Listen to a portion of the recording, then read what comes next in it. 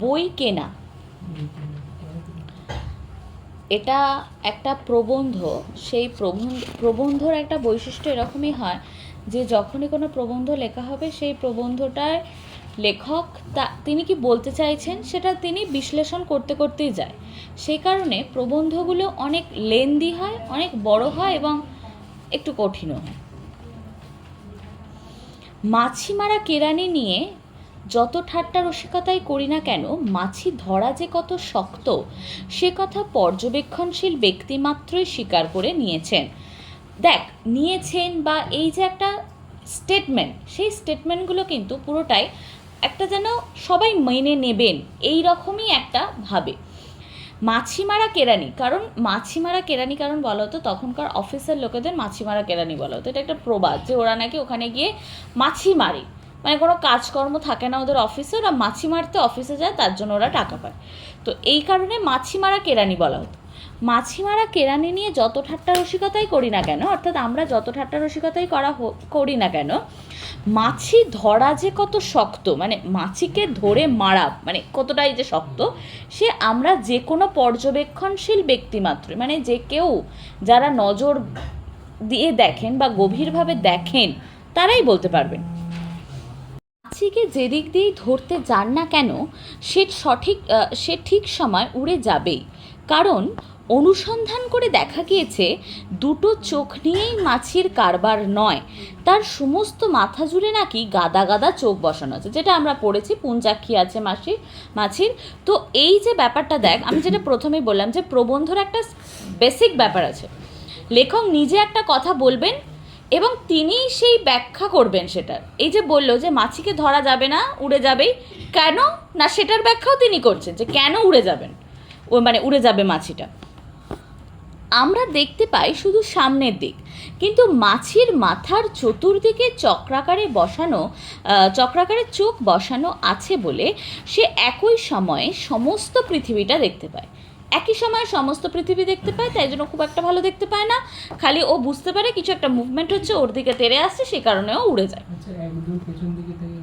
নিয়ে গুণী ও জ্ঞানী আনাতোল ফ্রান্স দুঃখ করে বলেছেন, এটি একজন জ্ঞানী ব্যক্তি, হায় আমার মাথার চতুর্দিকে যদি চোখ বসানো থাকতো তাহলে আচক্রবাল বিস্তৃত এই সুন্দরী ধরনীর সম্পূর্ণ সৌন্দর্য একসঙ্গে দেখতে পেতুম। মানে আচক্রবাল বিস্তৃত মানে হচ্ছে সূর্য, মানে আকাশ থেকে সমুদ্র পুরোটা, মানে পুরো সার্কুলার ওয়েতে দেখছি আমি, পুরোটা আমার কাছে বৃত্ত, যেটা আমরা ওই কি বল না ওটাকে, ছবি তোলাটাকে প্যানোরামা করে না, এরকমভাবে ধরে পুরোটা ঘুরিয়ে দেয়, সেই ব্যাপারটা হচ্ছে প্যানোরামিক ওয়েতে যেন আমি দেখতে পেতাম। আমার যদি এরকম চোখ থাকতো, মানে আমার যদি মাছির মতো পুঞ্জাক্ষী থাকতো, তাহলে আমি প্যানোরামা করতাম আমার জীবনটাকে নিয়ে।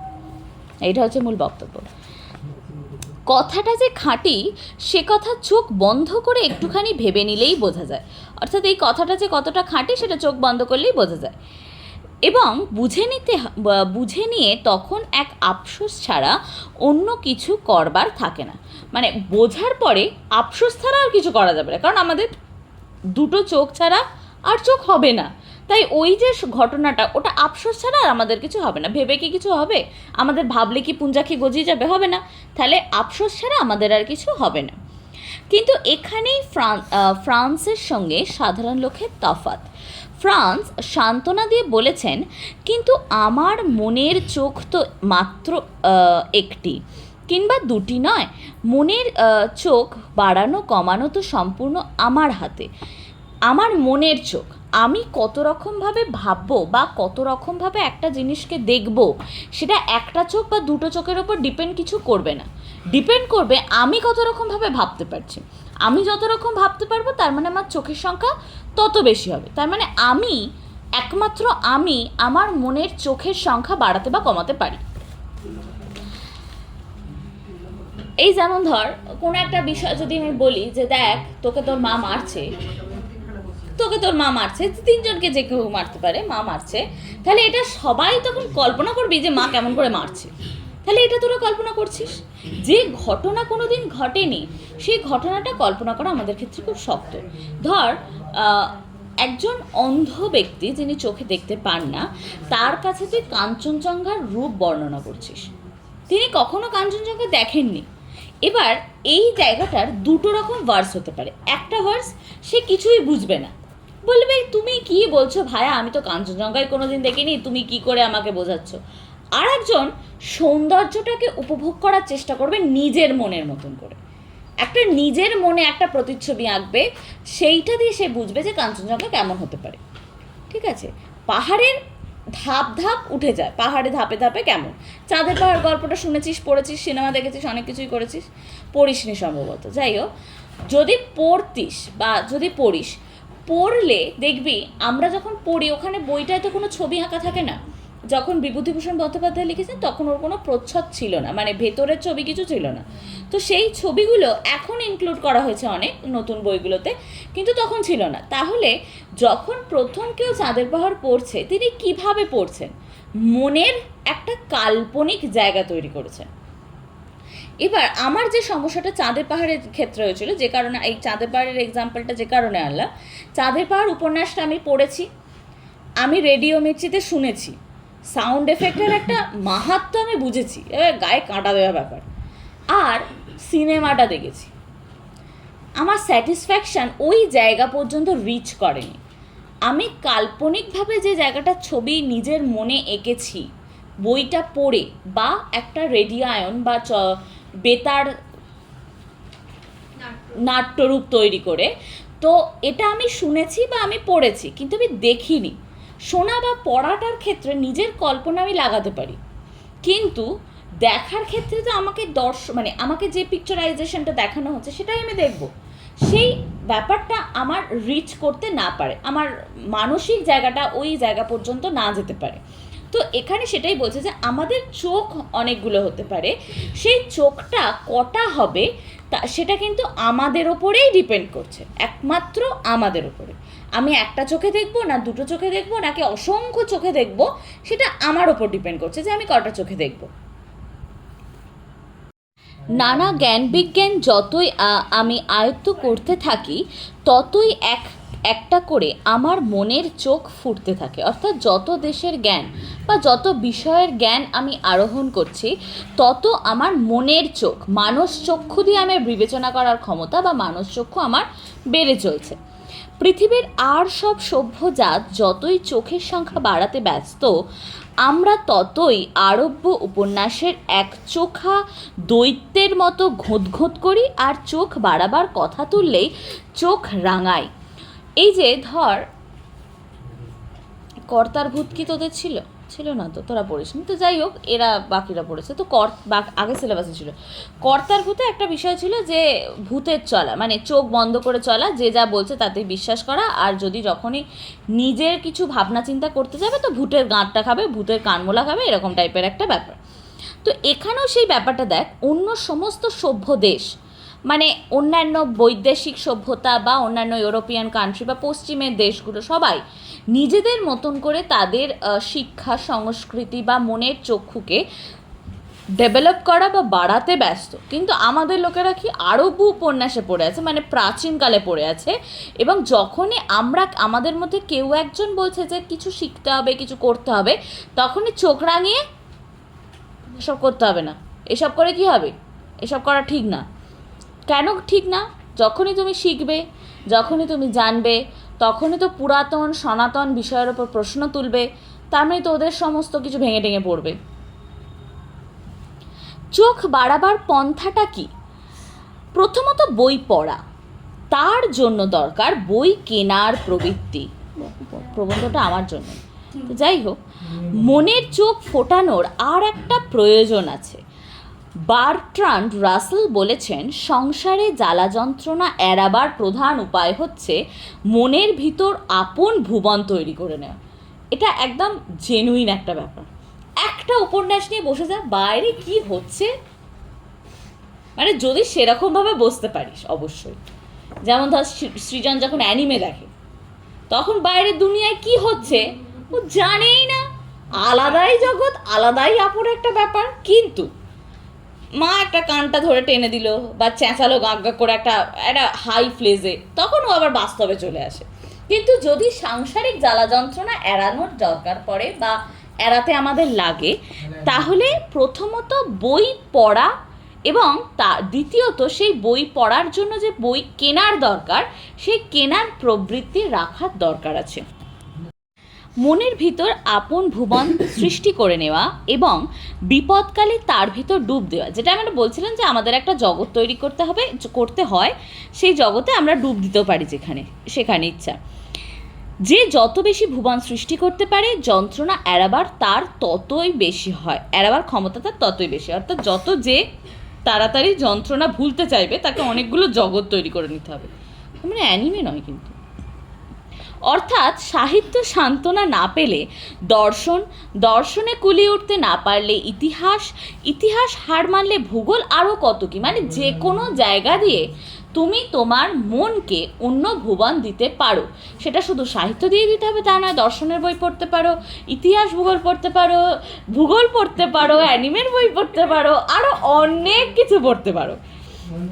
কিন্তু প্রশ্ন, এই অসংখ্য ভুবন সৃষ্টি করে কি প্রকারে, অর্থাৎ কি প্রকারে এই অসংখ্য ভুবন সৃষ্টি করা সম্ভব?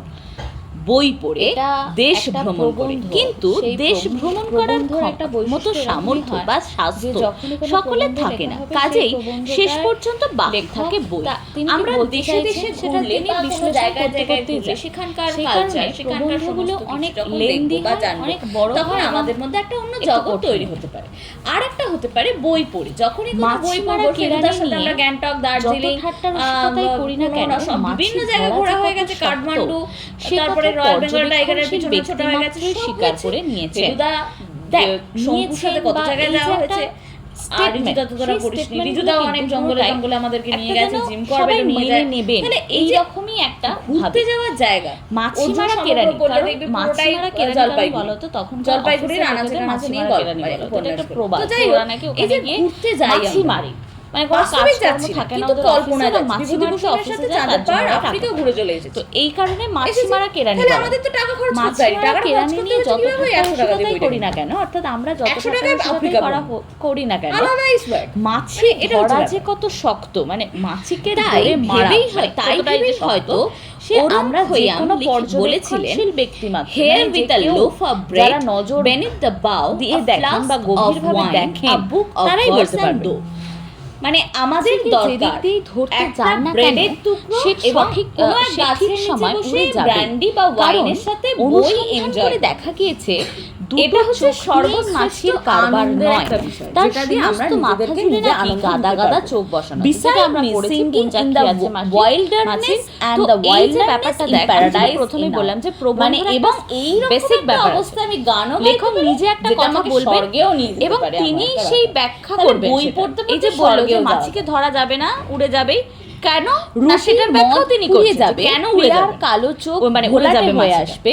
কিন্তু বইখানা দেখতে পাই যৌবনের দিক, যদি তো মাছির মাথার চতুর্দিকে চক্রাকারে বসানো, চক্রাকারে চোখ বসানো আছে বলে সে একই সময়ে সমস্ত পৃথিবীটা দেখতে পায়। 8 থেকে 8 সময় সমস্ত সবার ভালো লাগে, তাই জন্য খুব একটা ভালো এই যে বই খালি ও বুঝতে পারে কিছু একটা মুভমেন্ট বই যে সবাই পুরো হয়ে যাবে, পুরনো হয়ে যাবে, কিন্তু বইটা কখনো পুরনো হবে না।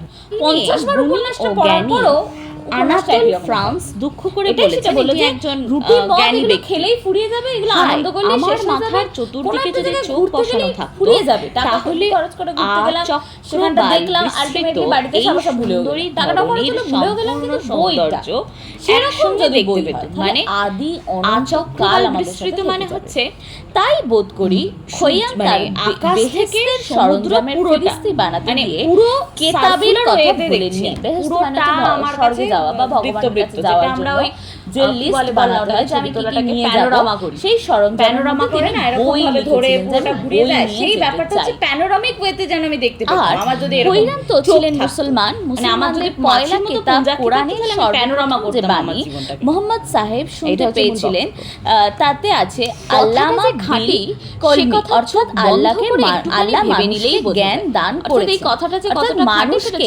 জ্ঞান দান করে সবাইকেই পাঠানো হয়েছে, বুঝে নিতে, কিন্তু বুঝে নিয়ে তখন এক আফসোস ধারণা বা সেই যে কিছু করবার জিনিস আমাদের ভেতরে দিয়েছেন আল্লাহ বা ভগবান, আফসোস ছাড়া কিছু করা যাবে, কারণ আমাদের করছি দুটো চোখ ছাড়া করছে আর চোখ হবে না। জীবন কেমন তাই ওই যে ঘটনাটা ওটা কলমের আমাদের কিছু হবে না, কলমের মাধ্যমে তিনি দিয়েছেন, আমাদের লিখে দিয়েছে, মানে বুঝিয়ে যাবে হবে না, তাহলে আফসোস এটা ছাড়া আমাদের আর কিছু হবে না। ভগবান বা আল্লাহ মানে কিন্তু যদি এখানে ফ্রান্সের সঙ্গে সাধারণ ওকে ওটা দিতে হবে, তাকে সেটা দিতে হবে, ওটা সান্ত্বনা দিয়ে ওরই বলেছেন, জন্য, এটা এরকম কিন্তু ব্যাপার। আমার মনের চোখ তো আর মাত্র একটি কিংবা দুটি নয়, আর মনের কলমের আশ্রয় তো বাড়ানো কমানো তো কলম আমার কাজ হাতে। করবে যখন খাতায় আমার লেখা যাবে মনের বা বইয়ে লেখা যাবে। আমি কত এখানে রকম পুস্তক ভাবে মানে ভাববো, যেখানেই বা লেখা কত যায় রকম আর কি, ভাবে এরকম একটা ব্যাপার। জিনিসকে দেখবো, বাইরে সেটা শব্দের একটা চোখ বা অর্থ দুটো চোখের উপর বই ডিপেন্ড কিছু করবে বই না। ডিপেন্ড করবে আমি কত excellence, রকম ভাবে ভাবতে সর্বশ্রেষ্ঠ পারছি। আমি যত book। রকম ভাবতে পারবো এই তার বাবা, মানে আমার এখানটা চোখের কিরকম সংখ্যা হয়ে গেছে? তত বেশি হয়। তার মানে excellence, আমি সর্বশ্রেষ্ঠ একমাত্র পুস্তক, আমি আমার the মনের book, চোখের অর্থাৎ সংখ্যা বাড়াতে একটা বা কমাতে বই, পারি। যে বইটা সব থেকে ভালো বই বলে এই তারা যেমন মনে ধর, করেন কোনো এবং একটা বিষয় যদি আমি সর্বশ্রেষ্ঠ বলি যে বই, দেখ, যেটা তোকে তোর পড়লে মা আমাদের মারছে, জীবনধারার সাথে একাত্ম তোকে তোর মা হওয়া মারছে, যাবে এমন তিনজনকে যে বই, কেউ মারতে সেই পারে, মা বইটা মারছে। হচ্ছে বাইবেল। তাহলে এটা বাইবেলে সবাই যারা তখন খ্রিস্টান কল্পনা তারা করবি যে মনে মা করে। কেমন করে মারছে। যে দেবকে তাহলে এটা তোরা কল্পনা সর্ব করছিস? মঙ্গল যে কর্মের ঘটনা প্রারম্ভে কোনোদিন ঘটেনি, বিঘ্ন সেই হস্তারূপে ঘটনাটা কল্পনা করা স্মরণ আমাদের করা কাছে হয়, খুব মানে সমস্ত ধর, মঙ্গল কাজের আগে একজন বিঘ্ন অন্ধ ব্যক্তি যিনি হরণকারী, চোখ মানে দেখতে পান না, খারাপ কাজ তার কাছে তুই হবে না কাঞ্চনজঙ্ঘার এমন রূপ বর্ণনা ব্যাপার, মানে কোনো করছিস। বিপদ আপদ হবে তিনি না, কখনো সেটার সময় কাঞ্চনজঙ্ঘা স্মরণ দেখেননি। করা হয়। এবার তিনি তো এই আমাদের জায়গাটার বিরাটতম দুটো রকম গ্রন্থ verse হতে পারে। একটা স্বহস্তে verse সে লেখার কিছুই বুঝবে গুরুভার না। আপন বলবে, স্কন্ধে তুমি তুলে কি নিয়েছেন। বলছো কার ভাই, কথা আমি বলা তো হচ্ছে? কাঞ্চনজঙ্ঘায় কোনোদিন দেখিনি, গণেশের তুমি কথা। কি করে আমাকে বোঝাচ্ছ? আমরা যে কোনো আরেকজন প্রোগ্রামে সৌন্দর্যটাকে উপভোগ করার চেষ্টা করবে নিজের মনের যে মধ্যে। হাতির মতো একটা মুখ, নিজের তাও তাকে মনে সবার একটা আগে মনে করা প্রতিচ্ছবি হয়। আঁকবে, সেইটা দিয়ে সে এবং বুঝবে যে তিনি কাঞ্চনজঙ্ঘা কেমন আমাদের হতে পারে। বেদ রচনা করেছিলেন বলে অনেকে মনে পাহাড়ের করেন যে দাঁত ধাপ ভেঙে ধাপ উঠে যায়, লিখেছিলেন পাহাড়ে ধাপে থামার ধাপে নীল কেমন। লেখা। চাঁদের সেই পাহাড় ক্ষেত্রে গল্পটা শুনেছিস, পড়েছিস, সিনেমা দেখেছিস, গণপতি অর্থাৎ গণ অর্থাৎ জনসাধারণের দেবতা, যদি পড়িস গণপতি, গণেশকে তো গণপতি বলা হয়, গণ মানে জনসাধারণ, তার দেবতা, যখন বিভূতি তাই জন্য তিনি গণপতি, সকলের ছিল না, মানে উদ্ধার ভেতরের কার্যের ছবি কিছু জন্য ছিল তিনি না। অবস্থান তো সেই করছেন। ছবিগুলো এখন জনগণ include করা যদি হয়েছে অনেক পুস্তকের নতুন সম্মান বইগুলোতে, করতে না কিন্তু তখন শেখে, ছিল না। তবে তাহলে তারা দেবভ্রষ্ট যখন হবে। প্রথম কেউ অর্থাৎ চাঁদের পাহাড় বই, পড়ছে, তিনি বইয়ের কিভাবে সম্মান, পড়ছে? যে কোনো বই, মনের শুধুমাত্র এই যে একটা ধর্মগ্রন্থের কাল্পনিক সম্মান জায়গা করতে হবে আর তৈরি বাকি কিছু করবে না তা নয়। এবার যে কোনো আমার যে সমস্যাটা বইয়ের চাঁদের পাহাড়ের সম্মান ক্ষেত্রে করতে হয়েছিল, যদি যে তারা কারণে না এই শেখে, চাঁদের পাহাড়ের তাহলে example তারা যে কারণে দেব আনলাম, ভ্রষ্ট হবে, চাঁদের মানে পাহাড় ভগবান উপন্যাসটা তাদের আমি প্রতি পড়েছি, বিরূপ হবেন বলে মনে আমি করেন। রেডিও মির্চিতে শুনেছি, কিন্তু বাঙালি সাউন্ড এফেক্টের একটা বাঙালি মাহাত্ম্য নাগর আমি বুঝেছি, ধর্মের গায়ে কাহিনী কাঁটা শোনে দেওয়ার না। ব্যাপার। আর তার মুখে সিনেমাটা ওই এক দেখেছি। কথা, আমার অত স্যাটিসফ্যাকশন কাঁচা ওই পয়লা জায়গা কোথায় পর্যন্ত বয়া, রিচ করেনি। যে বই আমি কিনবো, অর্থাৎ এত কাল্পনিকভাবে যে কাঁচা জায়গাটা পয়সা ছবি কোথায় যে নিজের বই মনে কিনবো, মানে এঁকেছি, বই কিনতে তো টাকা বইটা লাগবে, সে পড়ে বইটা বা কেনারই বা একটা কোথায়? রেডিয়ায়ন বা কথাটার মধ্যে একটুখানি সত্য কনিষ্ঠা পরিমাণ লুকিয়ে নাট্যরূপ রয়েছে। তৈরি করে। একটুখানি সত্য তো আছে। এটা আমি শুনেছি বই বা কিনতে আমি প্রচুর পড়েছি, খরচা। কিন্তু আমি দেখিনি। শোনা বা পড়াটার সেইটুকুই ক্ষেত্রে নিজের সেইটুকু কল্পনা আমি এই লাগাতে যে পারি। বই কিনতে কিন্তু পয়সা লাগে, ব্যাস। দেখার ক্ষেত্রে তো আমাকে এর বেশি মানে আর আমাকে যে কিছু নয়। পিকচারাইজেশনটা বই দেখানো কিনতে হচ্ছে পয়সা সেটা আমি লাগে, দেখবো। কিন্তু তারপরে যে ব্যাপারটা দেশভ্রমণটা হয় সেটা করতে কিন্তু পয়সা লাগে। আমার এই মানসিক সৈয়দ জায়গাটা মুস্তাফা ওই আলীর জায়গা একটা পর্যন্ত কথা না আছে, যেতে বই পারে। কিনে কেউ তো কখনো এখানে দেউলিয়া সেটাই হয় বলছে না। যে জানি না আমাদের এটা এখানেই চোখ আছে কিনা। অনেকগুলো হতে তবে পারে। এই সেই কোটেশনটা ওনারই যে চোখটা বই কিনে হবে, কেউ দেউলিয়া হয় না। সেটা কিন্তু আমাদের দেউলিয়া উপরেই মানে ডিপেন্ড ভিখারি। করছে, একমাত্র আমাদের উপরে। আমি একটা চোখে দেখবো না দুটো চোখে দেখবো নাকি অসংখ্য চোখে দেখবো, সেটা আমার উপর depend বইয়ের করছে যে দাম আমি যদি কটা চোখে কমানো দেখবো। যায় তবে আরো অনেক বেশি বই বিক্রি হবে। সে নানা বিষয়ে জ্ঞান বিজ্ঞান সন্দেহ নেই। যতই এবার আমি একটা জিনিস আয়ত্ত ভাব। করতে থাকি, ততই একটা এবার একটা করে জিনিস আমার ভাব, মনের চোখ বিশ্বভারতী, ফুটতে থাকে। অর্থাৎ যত দেশের বিশ্বভারতী জ্ঞান যে প্রকাশনা বা যত হাউসটা আছে, বিষয়ের সেখান জ্ঞান থেকে আমি রবীন্দ্রনাথের- আরোহণ করছি, তত আমার মনের চোখ, মানস চক্ষু দিয়ে সেখান আমি থেকে বিবেচনা রবীন্দ্রনাথের করার সমস্ত ক্ষমতা বা বই মানস publish চক্ষু আমার করা হয়। বেড়ে চলছে। সেই পেপার পৃথিবীর আর সব সভ্য জাত যতই চোখের সংখ্যা বাড়াতে ব্যস্ত, আমরা ততই আরব্য এবার উপন্যাসের ওই একই এক উপন্যাস, চোখা একই লেখা, দৈত্যের মতো ঘুঁতঘুঁত করি, আর চোখ বাড়াবার কথা তুললেই চোখ রাঙায়। ওরা এই যে ধর ওখানে আছে ওই যে দেখ ওই সামনে কর্তার যে ভূত কি তোদের ছিল ছিল না তো, তোরা পড়িস নি তো, যাই হোক এরা ওইগুলো বিশ্বভারতীর নয়। আগে সিলেবাসে ছিল। Printing কর্তার টা ভূত একটা একটু বিষয় ছিল খারাপ। যে ছোট ছোট, ভূতের কিন্তু চলা, মানে যা চোখ লেখা বন্ধ আছে করে চলা, যে বইগুলোতে যা বলছে তাতে এটাতেও বিশ্বাস তাই করা, আছে। আর যদি যখনই কিন্তু বইগুলোর দাম নিজের হচ্ছে কিছু যখন ভাবনা কেনা চিন্তা হচ্ছিল করতে 12 যাবে, তো টাকা, ভূতের 10 গাঁটটা টাকা খাবে, ভূতের কানমোলা খাবে, এরকম টাইপের একটা ব্যাপার। ঠিক আছে। তো এখানে এই সেই যেটা ব্যাপারটা বললো দেখ, যে অন্য বইয়ের সমস্ত দাম যদি সভ্য আরো দেশ, কমানো যায়, মানে আরো অন্যান্য অনেক বই বৈদেশিক বেশি সভ্যতা বিক্রি হবে বা বলে অন্যান্য এই বিষয়ে ইউরোপিয়ান সন্দেহ কান্ট্রি বা নেই। পশ্চিমের তাহলে দেশগুলো বইয়ের সবাই দাম যখন কমে যাবে, নিজেদের আমরা মতো যদি করে বইয়ের দাম তাদের একটু কমাই, শিক্ষা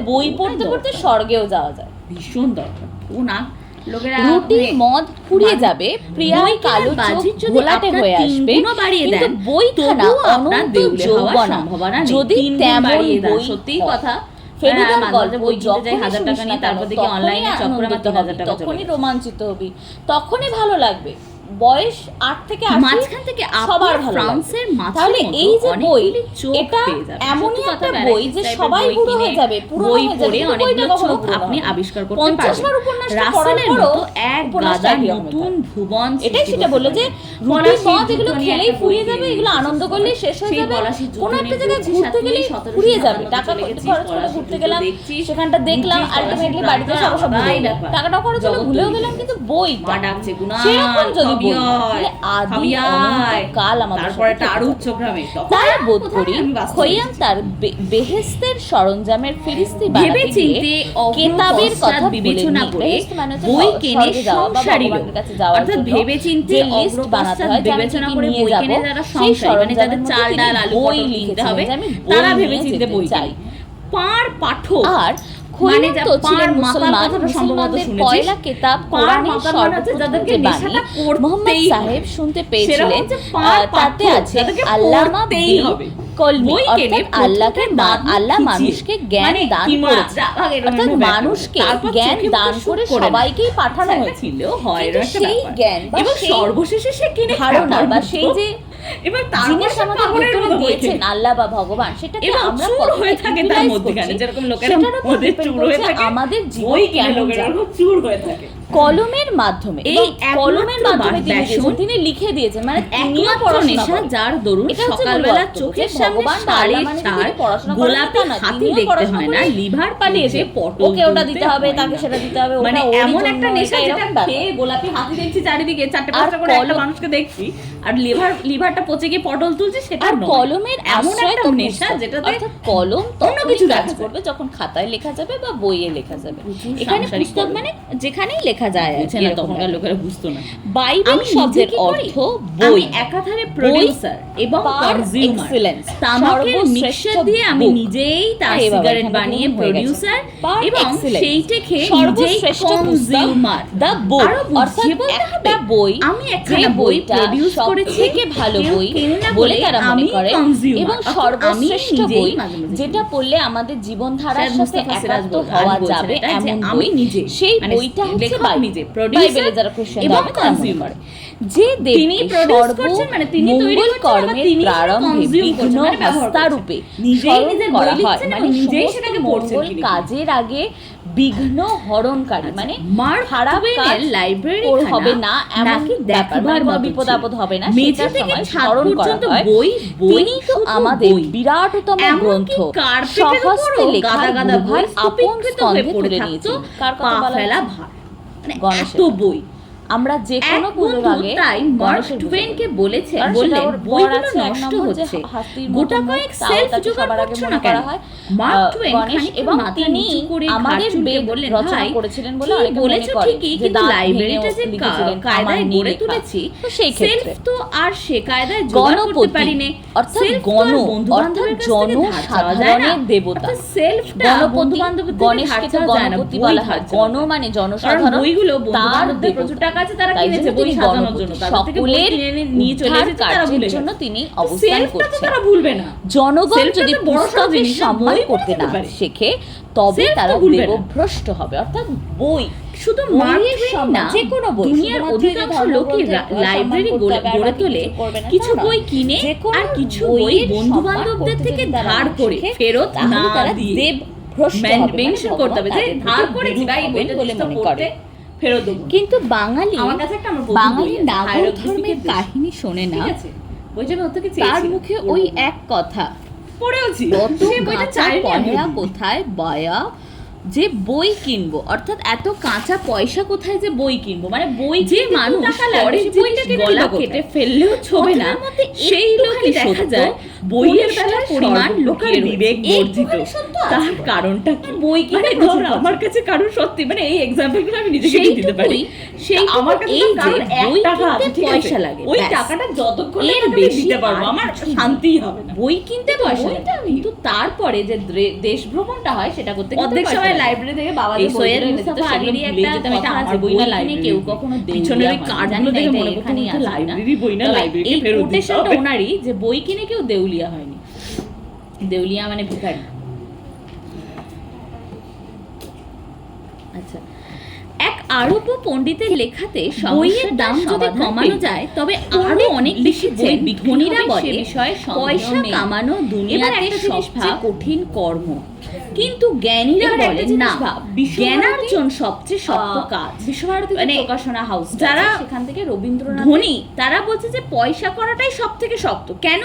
সেখান থেকে তাদের কাছে টাকা আছে, বই তাই তারা ধনী, এবং যেটা আমাদের কাছে আছে সেটা তো কখনো শেষই হবে না। প্রথমবার অঙ্কে 140 পেজ, বইয়ের দামগুলো একটু বেশি, খুশি নয়। এবারে অঙ্ক 60 পেতে হবে, 60 পেয়ে গেলে একই, তারপরে 80, তারপরে 90, তারপরে 100, 100 পেয়ে গেলে 110 পেতে হবে, ভালো করতে হবে। ওরা বাসের অঙ্কও করে ফেলতে হবে, ওখানে আছে এই এক্সপেকটেশন। তার মানে যারা টাকা জমায় তাদের টাকা জমানো জীবনে শেষ হবে না, আর যারা জ্ঞান জমায় তাদের জ্ঞান জমানো কোনো শেষ হবে না। প্রিন্টিংটা একটু খারাপ, এত প্রশ্ন, কিন্তু যার দাবিটা ঠিক ধনী না জ্ঞানী, কিন্তু বইগুলো নিজে জ্ঞানীর সন্ধানে ফিরি, কাজেই আমার পক্ষে নিরপেক্ষ হওয়া কঠিন। মানে আমি কোনো নিরপেক্ষ বিবাদ বললো যে বইয়ের দাম যদি আরো কমানো যায়, জ্ঞানীরা আরো অনেক বই বেশি বিক্রি হবে বলে এই বিষয়ে লক্ষ্য করেছি। সেইটা আমি বইয়ের দাম যখন জ্ঞান যাবে, আমি যদি বইয়ের দাম কমায় চক্ষু ভালো আনন্দ কিছু বিক্রি করতে, আমি একটা জিনিস লক্ষ্য করেছি, যেটা আমি চালাক চতুর লোকেদের সামনে তুলে ধরতে চাই। তবে ধনীর মেহনতের ফল হলো টাকা। সে ফল যদি কেউ জ্ঞানী পরমানন্দে কাজে লাগান, এবং শুধু তাই নয়, অধিকাংশ সময় দেখা যায় জ্ঞানীরা পয়সা পেলে খরচ করতে পারে ধনীদের চেয়ে অনেক ভালো পথে, ঢের উত্তম পদ্ধতিতে। ধনীদের কাছে টাকা থাকতে পারে, কিন্তু যারা জ্ঞানী, একটা নয় তো ট্রিলজি মানে এইরকম তারা পায়, তারা অনেক অন্যরকম ভাবে চ্যানেলাইজ করে ইউটিলাইজ করতে পারবে। ওই বইটা উপরে আছে। পক্ষান্তরে জ্ঞান চর্চার ফল সঞ্চিত থাকে পুস্তক রাজিতে আছে, এবং সে ফল ধনীদের হাতে প্রকাশকে বলা হয় বইয়ের দাম কম ব্যবহার করতে, তবে সে বলে বই যথেষ্ট পরিমাণে যে কাউকে না বই দিলে সে বই পড়বে আর ভালো জ্ঞান নেবে, বইটা সবাই কিনে। কিন্তু যে কাউকে টাকা দিলে সে ইউটিলাইজ, যেমন ধর যে টেক্সট বইগুলো বেরোয় সেটা সবাই কেনে, যে কারোর হাতে টাকা, ধর আমার কাছে হঠাৎ করে 1000 টাকা আছে, 100 টাকা আমি 150 টাকার মধ্যে হয়ে যাবে, ঠিক আছে। বিভিন্ন লোকের বিভিন্ন কাজ আছে, 1000 টাকা দিয়ে কারোর যদি মনে হয় যে না আমার অনেক দাম একটা হেডফোন কেনার ছিল, আমি ওটা কিনবো, তাহলে বিভিন্ন লোক বিভিন্ন ভাবে কিন্তু সেই টাকাটা ইউটিলাইজ করতে পারে, বিক্রি করে। ধনীর টাকা, ধনীর টাকা সরকার ঘর থেকে নিয়ে আসে, যে কারোর হাতে গেলে টাকা দিয়ে কিনে তো আমি ব্যবহার করতে পারি, কিন্তু জ্ঞানার্জিত জিনিস, তাহলে জ্ঞানী অর্জিত জিনিস অনেক বেশি, সেটা কিন্তু সবার হাতে গেলে তখন সেটার দাম অটোমেটিক্যালি কমে যাবে, কারণ প্রকাশনা করতে আরো পণ্ডিত তাই বক্তব্য শেষ করেছেন কিউইডি দিয়ে।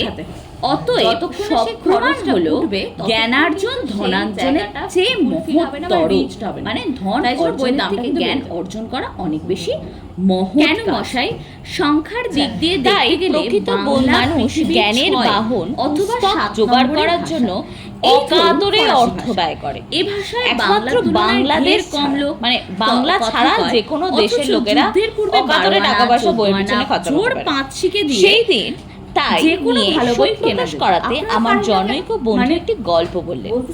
এক ড্রয়িং রুম লেখা যে গদ্যগুলো বিহারিণী গিয়েছেন স্বামী, ও আচ্ছা এটা সেই বাংলা বই পাওয়া যায় না কেন? বিহারিণী গিয়েছেন বাজারে স্বামীর জন্মদিনের জন্য সওগাত, যে কোনো ভালো বই এক ঝটকায় দোকানদার এটা দেখায়, সেটা শোকায়, এটা নাড়ে, সেটা কাটে, কিন্তু গরবিনী ধনীর মানে কিছুই আর মনোপ্রত হয় না। গরবিনী আমাদের সেই গর্বের মত সেরকম এক ধনীর আর কিছুই পছন্দ হচ্ছে না, সবকিছু তার স্বামীর ভান্ডারে রয়েছে। শেষটায় দোকানদার নিরাশে বলেন, তবে একটা ভালো বই দিলে হয় না? গরবিনী নাসিকা কুঞ্চিত করে বলেন, সেও তো ওর একখানা রয়েছে, মানে নাসিকা কুঞ্চিত না কুচকে বলে, সেও তো ওর একখানা রয়েছে, মানে একখানা বই বাইন্ডিং করতে হয়, তখন যেমন স্বামী তেমন যেমন স্ত্রী তেমনই স্বামী, একখানা বই তাদের পক্ষে যথেষ্ট। অথচ এই বই জিনিসটার প্রকৃত সম্মান করতে জানে ফ্রান্স। বেশি ছাড় পেয়ে মারাত্মক অপমান করতে হলেও তারা ওই জিনিস দিয়েই করে, মানে ভিখারি, মানে ধর কাউকে গালাগালি চাইছে, সে নিজের টাকা বই পাঠিয়েই গালাগালি, বই বিক্রি হলে টাকা উঠলে তবে তার লাভ হবে, আদারওয়াইজ হবে না। নিজের টাকায় ছেপে তো কোনো লাভ করুন, আপনার সবথেকে ভক্তি ভালোবাসা দেশের জন্য। তাই যদি কেউ এই অছেদ্য আপনাকে অর্থাৎ যে আপনাকে ডাহা বেইজ্জত করতে চায়, তবে সে বইয়ের দাম বাড়ছে, তবে সে অপমান করবে আপনার দেশকে, মানে আপনি দেশকে ভালোবাসেন, অপমান করবে দেশকে। নিজের বই অপমান সস্তা আপনার নয় হয়তো বলে মনে লোকে বই কেনে না, মনে আর লোকে বই কেনে না 50 বলে গুণে বই নিয়ে সস্তা শুয়ে পায়। যাবেন, কিন্তু দেশের অপমান আপনাকে দংশন করবে। এই বহুদিন। চক্র মানে ছিন্ন আপনাকে কেউ করতেই অপমান হবে। করলে আপনি করবে সেটা কি? সইতে পারবেন, প্রকাশক কিন্তু না অন্যকে করলে, ক্রেতা। মানে দেশকে করলে আপনি প্রকাশকের পারবেন না। পক্ষে করা কঠিন, কারণ আদ্রে ওদের জিদের পেটে মেলা ভাত জোগাড় বন্ধু করে। বান্ধব অর্থাৎ ছিলেন, প্রকাশক যেটা অধিকাংশই বিক্রি নাম করবে করে, সেই টাকাটা দিয়ে লেখক ভাত জোগাড় করবে। সে জিদ নিতে রুশিয়া থেকে তার ফিরে যুগে এসে নেয়ার সোভিয়েত কোনো রাজ্যের ক্ষমতাই নেই। বিরুদ্ধে একখানা এক্সপেরিমেন্ট করতে প্রাণঘাতী নারাজ, দেউলে হওয়ার মানে ভয়। রাশিয়ার যে কোনো বিরুদ্ধে বিষয়ে সে বই এক্সপেরিমেন্ট করতে, কিন্তু প্যারিসের দেউলিয়া হয়ে যাবে এই স্তালিনীয়রা ভয়। কিন্তু লাগলো বই কিনে এই তো পেয়েছিলাম গালি গালাজ, বই কিনে কেউ তো কখনো দেউলে হয় যেন মানে বই বই কেনার পরে দেউলিয়া হয়ে গেছে এমন করে করে তুললো। মানে আমাদের ও এক্সেস ফিরে থাকলে এসে, তখন আমরা বই কিনতে যাই।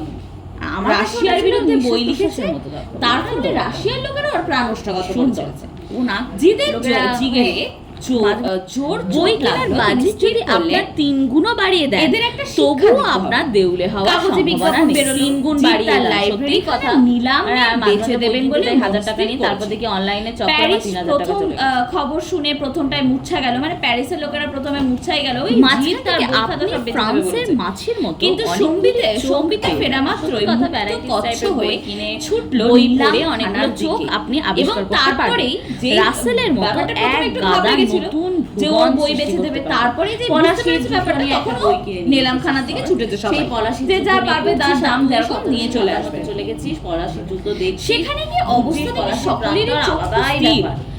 যেসব লেখক মা ডাকছে গুনা জিদের হয়ে লড়েননি, তাদের তাদের যেসব বই তারা আরো উপহার দিয়েছিলেন, জিদ মাত্র সেগুলো নিলামে চলবে। ভেবে চিনতে মানে পশ্চাৎ বিবেচনা করে বই কেনে সংসারী লোক, লড়তে হবে, অর্থাৎ ভেবে চিনতে অগ্রপশ্চাৎ বিবেচনা করে বই কেনে যারা সংসারী, মানে যাদের চাল ডাল আলু পটল কিনতে হবে, তারা ভেবে চিনতে বই কেনে। কমিউনিটি পার পাঠক, যে সমস্ত লেখক মানে যা পার মাতাল কথা সম্ভবত শুনেছিস, সেই পার মাতাল মানে তাদের যাদেরকে সই নেশা করা যে যে বইগুলো, বইগুলো, সেই বইগুলো তিনি সেরা হচ্ছে নিলামে। পার পাঠ্য, সব যাদেরকে বইকে পড়তেই হবে। বই কেনে প্রথমটায় দাঁত মুখ খিচিয়ে, মানে শুধু জঞ্জালে বেঁচে ফেলছেন। জঞ্জাল মানে তাদের জন্য করে একটা নেয়। জঞ্জাল। আচ্ছা, যেহেতু এটা ওরা হয়, কোনো কাজে এরকম লাগে, ব্যাপার। তাই ওগুলো এবং সর্বশেষে সে কিনে প্যারিসের খ্যাপার লোক মতো। তখন যে এবং তারপর সে পাগলের মতো বই ছেড়েছিল, কেনে। সেটা আমি এবং চুর হয়ে থাকে তার মধ্যখানে, যেরকম লোকেরা ওদের চুর হয়ে থাকে, কারণ বই কিনে লোকের গুরুত্ব চুর বিবেচনা হয়ে করে থাকে। রয়টার সেটা বেকার ছড়িয়েছিলেন, টাইপ করা 100 লাইন একমাত্র নেশা যার দরুন সকালবেলা চোখের সামনে 4:30 এই গোলাপি হাতি দেখতে হয় না, লিভার হেসেছিল, সেটা নাকি ভূমধ্যসাগরের মানে মাঝখানে এমন একটা নেশা যেটা খেয়ে গোলাপি হাতি দেখতে চারিদিকে 4টা করে একটা মানুষকে দেখছি, আর লিভারটা পচে গিয়ে পটল তুলছে, সেটা লোকেরা ডবল এমন একটা নেশা যেটাতে ডবল 3 ডবল অন্য কিছু দেখা যায়। আপন আপন বই লোক পাঠিয়ে তড়িঘড়ি কিনে নিয়েছিলেন। যত কম লোকে না, কেনাকাটার তখন খবর বুঝতো না। জানতে পারে, তত আমি নিজে কি করি, মানে ধর আমি একটা একাধারে signature প্রোডিউসার বই এবং সৃষ্টিকে দিই। কনজিউমার। সৃষ্টি তামাকের আমার উপরে রেগে মিক্সচার দিয়ে আমি ও- নিজেই তার সিগারেট বানিয়ে ওই প্রোডিউসার বইটা বেচে এবং দেবে। সেইটা এবার খেয়ে আমি দেখলাম, নিজেই এইটা তো আমার প্রচুর কনজিউমার। অপমান। আমার আর ওইটাই বুঝিয়ে সৃষ্টি বেচে বলতে দেবে, আমি হবে, ওকে gift আমি করেছি। একখানা বই দূর বাবা, প্রডিউস নিজের বই করেছি, বেচে দেবে, এর কেউ থেকে কেনে অপমান না আর বলে কিছু নেই। আমি সাহেবাকে পাঠালাম, দেখ consumer, বইটার অর্থাৎ দাম আমি 100 টাকা, নিজেই তোকে আমি বানাবো। 400 টাকা দিচ্ছি ভাই, তুই ওই বইটা কিনে শায়দ নে। মুস্তাফা সিরাজ বল আমার বই কাউকে যে দিতে আমি মানে নিজে সৃষ্টিকে মানে যাতে বেচতে না লেখক পারে। সেইটা হয়েছে জিদ প্রোডিউসার করেছে। এবং কনজিউমার। তিনি প্রডিউস করছেন, মানে তিনি তৈরি করছেন, আবার তিনি একবার কনজিউম এরকম করছেন, মানে টিকিট ব্যবহার করছেন। করছেন, মানে বাংলাদেশে নিজেই নিজের বই লিখছেন এবং নিজেই সেটাকে পড়ছেন কিনে কিনে। শুনতে পাই এরা নাকি জিদকে কখনো ক্ষমা করে। মার্ক টুয়েনের শোনা যায় লাইব্রেরি যাদের বই বিক্রি করে নাকি দিয়েছিলেন, দেখাবার তাদের মতো তিনি ছিল। কখনো ক্ষমা মেঝে করেননি। থেকে ছাদ পর্যন্ত বই পরেরটা। বই শুধু আর বই। কত বলবো, এমন বাঙালির কি চেতনা কার্পেটের হবে? উপরেও গাদা গাদা তাও বই বুঝতুম যদি স্তূপীকৃত বাঙালির হয়ে পড়ে জ্ঞান থাকতো, তৃষ্ণা না পা থাকতো। ফেলা ভার। আমার বেদনাটা এত সেইখানে। যদি বুঝতাম যে এক বন্ধু তাই বাঙালির মার্ক জ্ঞান টুয়েনকে তৃষ্ণা বলেছে, নেই, বললেন তাহলে বইগুলো বই কেনে না, নষ্ট বই পড়ে হচ্ছে। না, যাচ্ছে তাই গোটা পড়ে, তাতে কয়েক কোনো সেলফ অসুবিধা নেই। জোগাড় কিন্তু করছো বাঙালির না জ্ঞান কেন? তৃষ্ণা আছে, মার্ক জানতে টুয়েন চায়, খানিক বই কি? মাথা নিচু করে ঘাড় চুলকে বললেন, ভাই বাঙালি কি যদি বলেছো ঠিকই, কিন্তু হরদম লাইব্রেরিটা হতো, যে তবে কোনো দুঃখ ছিল কায়দায় না, গড়ে মানে তুলেছি, যেটা চলছে self সেটাই তো চলবে। আর সে পাল্টাবো না, কায়দায় এরকম জোগাড় যদি করতে হতো পারি তাহলে না। আমাদের কোনো দুঃখ Self হতো তো না। আর বন্ধু বান্ধবের কাছ থেকে হ্যাঁ, ধার চাওয়া এরকম যায় না। অদ্ভুত সেলফটা সংমিশ্রণ আমি বন্ধু-বান্ধবের খুব থেকে ধার ভারতে চাওয়া কোথাও যায় না, দেখিনি। বই ধার বাঙালিদের চাওয়া মধ্যে যে কারণ সংমিশ্রণ বইগুলো অদ্ভুত দেখা যায়, বন্ধু-বান্ধবদের সেটা প্রচুর টাকা আছে, ভারতে হয়তো কোথাও সত্যি দেখা যায় না, তাদের থেকে জ্ঞান বই কিনে তৃষ্ণাতার নিয়ে চলে প্রবল, এসেছে, তারা ভুলে কিন্তু গেছে। কেনার বেলায় সে সেলফটা তো অবলা, তারা ভুলবে মানে না। কিনতে পারে। সেলফটা তো বড়সড় জিনিস না, বই আবার কোনো কোনো বেশরম বলে বাঙালির পয়সার অভাব। শুধু মার্ক টুয়েনই না, দুনিয়ায় দাঁড়িয়ে বলছে লোকটা এই কথা। লাইব্রেরি ফুটবল মাঠের সামনে দাঁড়িয়ে নার্সিংহোমের টিকিট কাটার বন্ধু বান্ধবদের থেকে ধার করে ফেরত না দিয়ে, আচ্ছা মেনশন করতে হবে যে ধার লোকটা কোথায় দাঁড়িয়ে বলছে যে বাঙালির টাকার অভাব, ফুটবল মাঠের সামনে দাঁড়িয়ে বলতে পারে, সিনেমা হলের সামনে দাঁড়িয়েও বলতে পারে। মানে ফুটবল দেখার জন্য টিকিট কেনা আর সিনেমা দেখার জন্য টিকিট কেনার জন্য বাঙালির কাছে টাকা আছে, বই কেনার জন্য পয়সা নেই। গল্পটা সকলেই জানেন, কিন্তু তার গুড়ার না কোথায় গেল, যে মানুষ থাক, পরের থাক, জিনিস আমাকে গলা খামোখা কেটে চটাবেন না, ফেললেও বৃষ্টির ছোবে না, দিন খুশ গল্প সেই লিখবো লোকে বলে দেখা কলম যায় ধরেছিল। বইয়ের বেলায় সৈয়দ সর্বপ্রকার মুস্তাফা বিবেক আলী বর্জিত বলছেন নিজে, তার যে কারণ খুশ গল্প মানে ভালো গল্প আমার লিখবো বলে কাছে কলম কারণ সত্যি ধরেছিল, মানে এই এক্সাম তাই দিয়ে লেখাটা দিতে শেষ পারি। করি, অর্থাৎ শেষটা আমার ভালো কাছে বইও কারণ গল্প 1 টাকা আছে, ঠিক আছে, গল্পটা সকলেই ওই জানেন, টাকাটা কিন্তু তার যত গুড়াটা করে মাত্র আমি কাল দিতে বুঝতে পারবো, পেরেছি আমার আরব্য শান্তি হবে। উপন্যাসের গল্প। কিন্তু অর্থাৎ বইটা গল্পটা আমরা সকলেই জানি, কিন্তু তার যে গুড়ো গভীর যে অর্ধেক সময় অর্থ লাইব্রেরি আছে, বাবা যে সেটা বইগুলো আপনারা এনেছে, সকলে সেগুলো জানেন না, ভুলে সেটা যেতে আমি একটা কাল আলাদা উদ্ধার লাইব্রেরির করেছি। বই। মানে পিছনের ওই লেখক কার্ডগুলো নিজেই দেখে উদ্ধার মনে করেছেন হতো কালকে, তো লাইব্রেরির আরব্য বইটা উপন্যাসের লাইব্রেরিকে গল্প। ফেরত দিতে হবে। এক রাজা তার হেকিমের একখানা বই কিছুতেই বাগাতে না পেরে তাকে খুন করেন। আচ্ছা, এক রাজা আরব্য পণ্ডিতের লেখাতে সমস্যাটার সমাধান পেল। উকিল টাইপের লোক, পণ্ডিত লিখেছেন, ধনীরা বলে পয়সা বইটা কামানো ধরতে না দুনিয়াতে পারে, সবচেয়ে কঠিন কর্ম। বাগাতে না পারে, কিন্তু মানে জ্ঞানীরা না বলেন পেরে না, তাকে জ্ঞানার্জন খুন করেছিলেন। সবচেয়ে শক্ত কাজ। বই হস্তগত হলো, মানে বইটা তার থেকে যারা নেওয়া হলো। রাজা ধনী, বাহ্যজ্ঞান তারা হারিয়ে বলছে যে বই পয়সা পড়ছেন। করাটাই মানে সবথেকে বাহ্যিক শক্ত। সমস্ত কেন? কিছু হারিয়ে ফেলে না, উনি বই তাদের পড়ে কাছে যাচ্ছেন, টাকা বই পড়ে আছে, যাচ্ছেন, তাই বই তারা পড়ে ধনী। যাচ্ছেন। এবং কিন্তু যেটা পাতায় আমাদের পাতায় কাছে এমনি আছে সেটা জুড়ে তো গিয়েছে শেষই যে হবে না। রাজা ধর বারবার প্রথমবার আঙুল অঙ্কে দিয়ে মুখ থেকে 140 থুতু পেয়েছে। দিয়ে জোড়া লাগিয়ে খুশি নয়, জোড়া পরের বার ছাড়িয়ে অঙ্কে পাতা 60 পেতে হবে, উল্টাচ্ছে। 60 পেয়ে গেছে। মানে পাতাগুলো তারপরে আমার 80, ছিটকে ছিটকে গেছে, তারপরে অনেক 90, পুরনো, তারপরে 100, কিন্তু যেভাবে লোকেরা টাকা করে না, সেভাবে বই ভালো পড়ছে। করতে হবে। অন্য ক্লাসের অঙ্কও করে এদিকে দিতে হবে। হেকিম আপন তার মানে যারা টাকা মৃত্যুর জমায়, জন্য তৈরি তাদের ছিলেন টাকা বলে জমানো জীবনে শেষ হবে। প্রতিশোধের ব্যবস্থা যারা করে জ্ঞান দিয়েছিলেন। জমায়, তাদেরও জ্ঞান মানে বইটা জমানো ভালো, কোনো দেশে হেকিম শেষ হবে। জানতো যে রাজা আমাকে মারবে, এখন তাই ও প্রশ্ন, প্রতিশোধের কার ব্যবস্থাটা মারার আগে দাবিটা করে ঠিক? দিয়েছিল। তিনি ধনী পাতায় না পাতায় জ্ঞানী? কোনার দিকে আমি মাখিয়ে নিজে দিয়েছিলেন জ্ঞানীর সন্ধানে মারাত্মক ফিরি, বিষ। কাজেই আমার পক্ষে নিরপেক্ষ রাজার আঙুল সেই বিষ মানে মেখে আমি কোনো নিয়ে নিরপেক্ষ যাচ্ছেন মুখে। বিচার বিবেচনা করতে পারবো না যে রাজাকে ধনীরা এই ঠিক বলছে নাকি প্রতিহিংসার জ্ঞানীরা ঠিক বলছে। খবরটিও হেকিম রেখে তবে রাজা একটা কে জিনিস এই আমি লক্ষ্য প্রতিহিংসার করেছি, খবরটি সেইটি হেকিম আমি রেখে গিয়েছিলেন বিচক্ষণের কিতাবের জ্ঞান, শেষ বিচক্ষণ পাতায়। জনের মানে এটা চক্ষু শেষ গোচর পাতায় করতে লিখে চাই। রেখে অর্থাৎ গিয়েছিলেন। আমি একটা জিনিস লক্ষ্য সেইটে করেছি, পড়ার যেটা আমি সঙ্গে চালাক সঙ্গে লোকের রাজা সামনে বিষ তুলে বানের ধরতে চাই। ঘায়ে তবে ঢলে পড়লেন। মানে ধনীর সেইটা মেহনতের পড়েছে, ফল হলো টাকা। যত না এত সে পরে ফল পড়তেন, মানে ওটা যদি কেউ না জ্ঞানী পড়তো হাতে তুলে দেয়, তাহলে হয়তো তবে নাও তিনি পড়তে সেটা পারতো। পরমানন্দে কারণ কাজে বিষ বা লাগান। যে কোনো এবং ধরনের বিষ শুধু তাই আসলে নয়, কাজ করে অধিকাংশ মাথা। সময়ই দেখা যায় ব্রেনে জ্ঞানীরা পয়সা পেলে খরচ যার করতে নার্ভ পারেন যত ধনীদের শক্ত, চেয়ে বিষের অনেক বিষক্রিয়া ভালো তত পথে, দেরিতে হয়। ঢের উত্তম কিন্তু পদ্ধতি। যে মুহূর্তে সে ধনীদের জানলো কাছে যে টাকা বিষ থাকতে আমি পারে, খেয়েছি, কিন্তু যারা জ্ঞানী, ধনীদের ওই নাও টাকাটাই করতে যদি পারতো তারা রাজা, পায়, তারা যদি অনেক নটা। অন্যরকম ভাবে চ্যানেলাইজ করে ইউটিলাইজ বাঙালির এই বই কেনার প্রতি বৈরাগ্য দেখে মনে হয় জ্ঞান সে যেন গল্পটা জানে আর মরার ভয়ে বই কেনে, বই কেনা বা বই পড়া ছেড়ে ধনীদের হাত এই হাতে গল্পটা গায়ে বাঙালি জানে করে যে বইয়ের বইয়ের পাতায় তারা এরকম ব্যবহার করলে করতে জানে না, হাতে বিষ বই লাগে, পড়তে পারে না। সেই কারণে যে লোকেরা কাউকে একটা বই বই পড়া দিয়ে ছেড়ে দিলেই দিয়েছে। সে বই পড়বে আর ভালো জ্ঞান নেবে।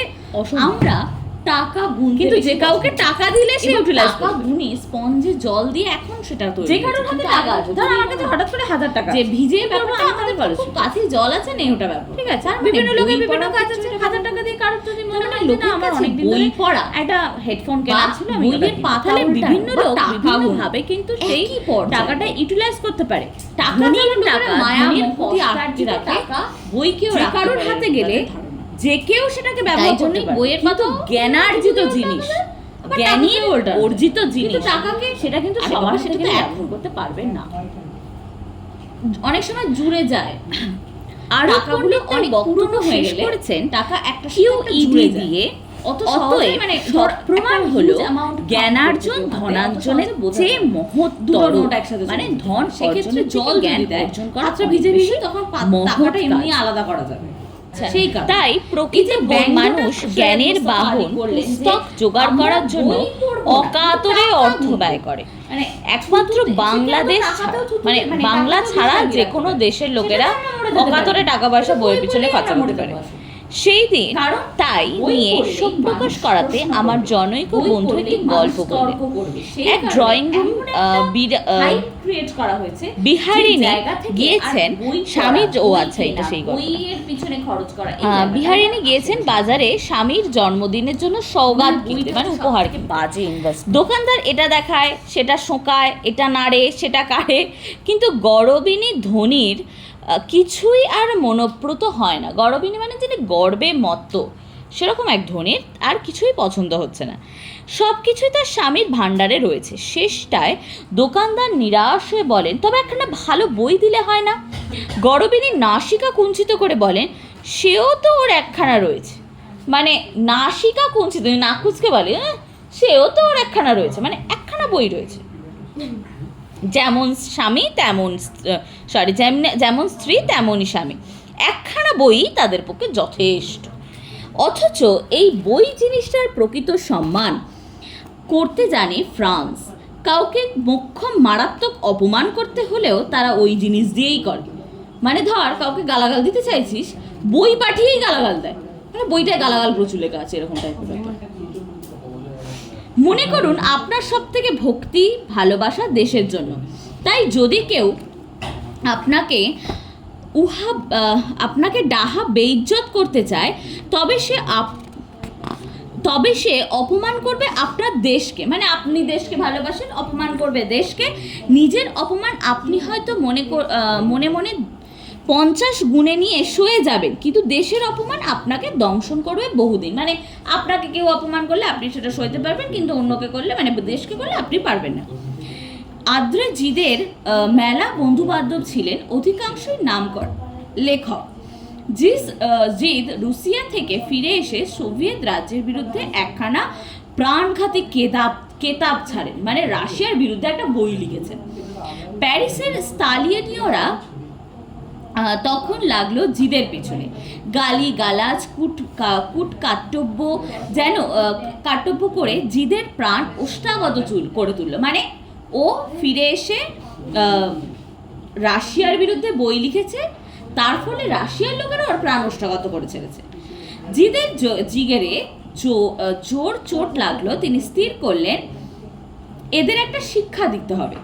কাগজে বিজ্ঞাপন বেরোলো, জিদ তার লাইব্রেরিখানা নিলামে বেচে দেবেন বলে মন স্থির করেছেন। প্যারিস প্রথম খবর শুনে প্রথমটায় মূর্ছা গেল, মানে প্যারিসের লোকেরা প্রথমে মূর্ছাই গেল, ওই জিদ তার বই খাতা সব বেচে দেবে বলেছে। কিন্তু সম্বিতে ফেরা মাত্রই মুক্ত কচ্ছ হয়ে ছুটল নিলামখানার দিকে, এবং তারপরেই যেই ব্যাপারটা প্রথমে একটু ঘাবড়ে গেছিল যে ওর বই বেচে দেবে, তারপরে যে বুঝতে পেরেছে ব্যাপারটা, তখন ও নিলামখানার দিকে ছুটেছে সবাই, যে যা পারবে তার দাম যেরকম নিয়ে চলে আসবে আর কি। সেখানে গিয়ে অবস্থা দেখে সকলেরই চক্ষু স্থির। যেসব লেখক জিদের হয়ে লড়েননি, তাদের যেসব বই তারা জিদকে স্বাক্ষর সহ উপহার দিয়েছিলেন, জিদ মাত্র সেগুলো নিলামে চড়িয়েছেন।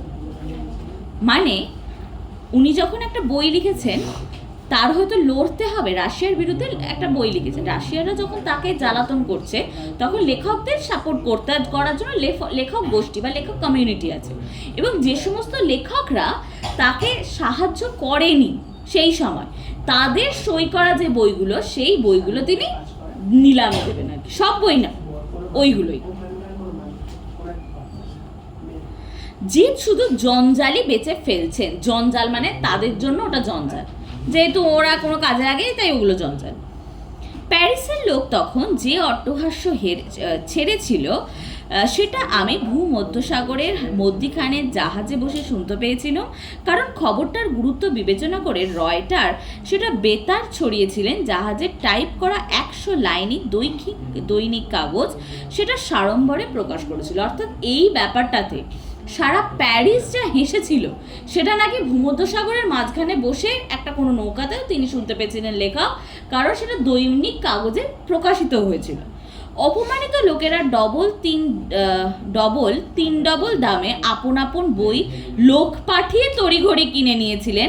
যত কম লোকে কেনাকাটার খবর জানতে পারে ততই মঙ্গল। মানে ধর আমি একটা সিগনেচার করা বই সৃষ্টিকে দিয়েছি, সৃষ্টি আমার ওপর রেগে গেছে, ও ওই বইটা বেচে দেবে, এবার আমি কি দেখলাম, এইটা তো আমার প্রচুর অপমান, আমার বইটাই সৃষ্টি বেঁচে দেবে, আমি ওকে গিফট করেছি, দূর বাবা, নিজের বই বেঁচে দেবে, এর থেকে অপমান আর কিছু নেই। আমি সাহেবাকে পাঠালাম, দেখ বইটার দাম 100 টাকা, তোকে আমি 400 টাকা দিচ্ছি ভাই, তুই ওই বইটা কিনে নিয়ে আয়। আমার বই কাউকে তোকে বেচতে হবে না, মানে সৃষ্টিকে যাতে বেচতে না পারে, সেইটা হয়েছে, জিত করেছে এটা। বাংলাদেশে নাকি একবার এরকম টিকিট বিক্রি হয়েছিল, মানে বাংলাদেশের বই নয়, টিকিট বিক্রি হয়েছিল একবার এরকম। শুনতে পাই এরা নাকি জিতকে কখনো ক্ষমা করেননি। শোনা যায় যে জিত যাদের বই বিক্রি করে দিয়েছিলেন তাদের তিনি কখনো ক্ষমা করেননি। পরেরটা, আর কত বলবো, বাঙালির কি চেতনা হবে? তাও বুঝতুম যদি বাঙালির জ্ঞান তৃষ্ণা না থাকতো। আমার বেদনাটা সেইখানে, যদি বুঝতাম যে বাঙালির জ্ঞান তৃষ্ণা নেই, তাহলে বই কেনে না, বই পড়ে না, যা ইচ্ছা তাই করে, তাতে কোনো অসুবিধা নেই। কিন্তু বাঙালির জ্ঞান তৃষ্ণা আছে, জানতে চায়, কিন্তু বই কিনতে চায় না। বাঙালি যদি হটেনটট হতো তবে কোনো দুঃখ ছিল না, মানে যেটা চলছে সেটাই চলবে, পাল্টাবো না, এরকম যদি হতো তাহলে আমাদের কোনো দুঃখ হতো না। হ্যাঁ, এরকম অদ্ভুত সংমিশ্রণ আমি ভারতে কোথাও দেখিনি। বাঙালিদের মধ্যে যে সংমিশ্রণ অদ্ভুত দেখা যায়, সেটা ভারতে কোথাও সত্যি দেখা যায় না। জ্ঞান তৃষ্ণা তার প্রবল, কিন্তু কেনার বেলায় সে অবলা, মানে কিনতে পারে না। আবার কোনো কোনো বেশরম বলে বাঙালির পয়সার অভাব বটে। কোথায় দাঁড়িয়ে বলছে লোকটা এ কথা? ফুটবল মাঠের সামনে দাঁড়িয়ে, না সিনেমার টিকিট কাটার কিউ থেকে? ধর, আচ্ছা, লোকটা কোথায় দাঁড়িয়ে বলছে যে বাঙালির টাকার অভাব? ফুটবল মাঠের সামনে দাঁড়িয়ে বলতে পারে, সিনেমা হলের সামনে দাঁড়িয়েও বলতে পারে। মানে ফুটবল দেখার জন্য টিকিট কেনা আর সিনেমা দেখার জন্য টিকিট কেনার জন্য বাঙালির কাছে টাকা আছে, বই কেনার জন্য পয়সা নেই। গল্পটা সকলেই জানেন, কিন্তু তার গুড়ার না, কোথায় গেল? থাক আমাকে খামোখা চটাবেন না। বৃষ্টির দিন খুশ গল্প লিখবো বলে কলম ধরেছিল, অর্থাৎ সৈয়দ মুস্তাফা আলী বলছেন নিজে যে খোশ গল্প মানে ভালো গল্প লিখবো বলে কলম ধরেছিল, তাই দিয়ে লেখাটা শেষ করি, অর্থাৎ শেষটা ভালো গল্প দিয়ে করি। গল্পটা সকলেই জানেন, কিন্তু তার গূঢ়ার্থ মাত্র কাল বুঝতে পেরেছি আরব্য উপন্যাসের গল্প। অর্থাৎ গল্পটা আমরা সকলেই জানি, কিন্তু তার যে গভীর যে অর্থটা আছে সেটা আপনারা সকলে জানেন না, সেটা আমি কাল উদ্ধার করেছি, মানে লেখক নিজেই উদ্ধার করেছেন কালকে। তো আরব্য উপন্যাসের গল্প। এক রাজা তার হেকিমের একখানা বই কিছুতেই বাগাতে না পেরে তাকে খুন করেন। এক রাজা তার হাকিম মানে হচ্ছে কি বলবো, উকিল টাইপের লোক, তার বইটা ধরতে না পেরে বলছে, বাগাতে না পেরে, মানে কেড়ে নিতে না পেরে তাকে খুন করেছিলেন। বই হস্তগত হলো, বইটা তার থেকে নেওয়া হলো। রাজা বাহ্যজ্ঞান হারিয়ে বই পড়ছেন, মানে বাহ্যিক সমস্ত কিছু হারিয়ে ফেলে উনি বই পড়ে যাচ্ছেন। কিন্তু পাতায় পাতায় এমনি জুড়ে গিয়েছে যে রাজা বারবার আঙুল দিয়ে মুখ থেকে থুতু দিয়ে জোড়া ছাড়িয়ে পাতা উল্টাচ্ছেন। মানে পাতাগুলো এমন চিপকে গেছে, অনেক পুরোনো, থুতু দিয়ে যেভাবে লোকেরা টাকা গোনে না, সেভাবে বই পড়ছে। এদিকে হেকিম আপন মৃত্যুর জন্য তৈরি ছিলেন বলে প্রতিশোধের ব্যবস্থাও করে গিয়েছিলেন। মানে বইটা ভালো, হেকিম জানতো যে রাজা আমাকে মারবে, তাই ও প্রতিশোধের ব্যবস্থাটাও মরার আগে করে গেছিল। তিনি পাতায় পাতায় কোণার দিকে মাখিয়ে রেখেছিলেন মারাত্মক বিষ। রাজার আঙুল সেই বিষ মেখে নিয়ে যাচ্ছে মুখে। রাজাকে এই প্রতিহিংসার খবরটিও হেকিম রেখে গিয়েছিলেন কেতাবের শেষ পাতায়, মানে এটা শেষ পাতায় লিখে রেখে গিয়েছিলেন। সেইটে পড়ার সঙ্গে সঙ্গে রাজা বিষ বাণের ঘায়ে ঢলে পড়লেন। মানে সেইটা পড়েছেন, যত না এতক্ষণ পরে মরতেন, মানে ওটা যদি না পড়তো তাহলে হয়তো রাজা নাও মরতে পারতো, কারণ বিষ বা যে কোনো ধরনের বিষ আসলে কাজ করে মাথায়, ব্রেনের নার্ভগুলোতে। যার নার্ভ যত শক্ত, বিষের বিষক্রিয়া তত দেরিতে হবে। কিন্তু যে মুহূর্তে সে জানলো যে বিষ আমি খেয়েছি, নাও মরতে পারতো রাজা যদি না ওটা পড়তো। বাঙালির এই বই কেনার প্রতি বৈরাগ্য দেখে মনে হয় সে যেন গল্পটা জানে আর মরার ভয়ে বই কেনা বা বই পড়া ছেড়ে দিয়েছে। এই গল্পটা বোধহয় বাঙালি জানে যে বইয়ের পাতা এরকমভাবে উল্টোলে হাতে বিষ লাগে, সেই কারণে লোকেরা বই পড়া ছেড়ে দিয়েছে। এইটার একটা ব্যঙ্গাত্মক দিক আছে। আমরা টাকা গুনতে বেশি পছন্দ করি এবং টাকা গুনি স্পঞ্জে জল দিয়ে এখন সেটা তৈরি হয়েছে, কিন্তু আগে তো থুতু দিয়ে গোনা হতো। যে ভিজে ব্যাপারটা আমাদের তো খুব কাছে জল আছে নেই ওটা ব্যবহার কর, তার মানে বই পড়ার ক্ষেত্রে এটা ব্যবহার করতো। তার মানে লোকের কাছে বই পড়া বা বইয়ের পাতা উল্টানো বা টাকা গোনা একই পর্যায়ে পড়ে। টাকা যেমন লোকেরা মায়া মোহ দিয়ে আটকে রাখে, বইকেও রাখতে পারে এরকম তাদের ধারণা। তাই জন্যই বইয়ের পাতাও যেরকম থুতু দিয়ে উল্টানো যায়, আবার টাকাকেও উল্টানো যায়। কিন্তু টাকাকে, আরে বাবা সেটা তো এখন অনেক সময় জুড়ে যায়, টাকাগুলো অনেক পুরনো হয়ে গেলে টাকা একটার সাথে একটা জুড়ে যায়। অত সহজে মানে ধর একটা হিউজ অ্যামাউন্ট কাউন্ট করছে কেউ হাতে, অত সহজে বোঝা যায় না, দুটো নোট একসাথে চলে যেতে পারে। সেক্ষেত্রে জল যদি দেয় হাতটা ভিজে ভিজে, তখন টাকাটা এমনি আলাদা করা যাবে।